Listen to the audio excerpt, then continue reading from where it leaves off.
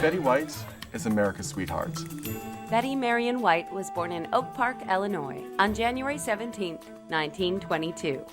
At first, she appeared in theater and radio, but by 1949, White became co-host on the Al Jarvis variety show Hollywood on television. The Al Jarvis show aired 6 days a week for 5 hours a day. Almost all improv.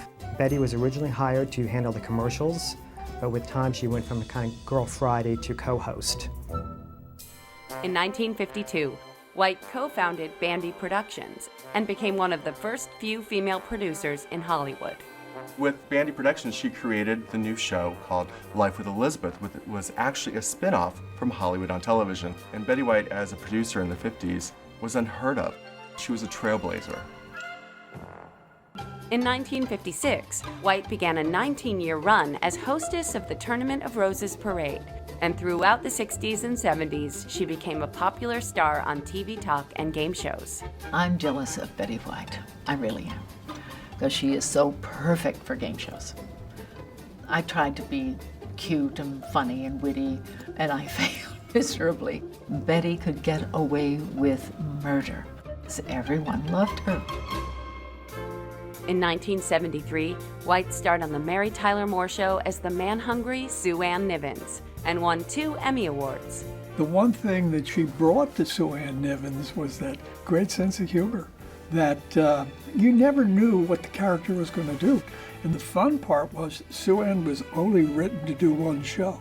And after that, everybody said, my God, we got to make her a regular character. After a 1-year run with her own CBS sitcom, White guest starred in a number of TV shows before landing the biggest hit of her career, on Golden Girls. We were concerned at first that young audiences wouldn't like it, but they obviously loved it. Well, I think the surprise of Golden Girls was it cut through all the demographics. Golden Girls was on for 7 successful seasons. Betty was nominated for the Best Actress Emmy every season that it was on. She was the only one of the actresses that happened for. She was also the first to win an Emmy. White earned another Emmy in 1996 as a guest star on The John LaRoquette Show, and as a film and TV mainstay well into her 80s, she earned a SAG Lifetime Achievement Award in 2010.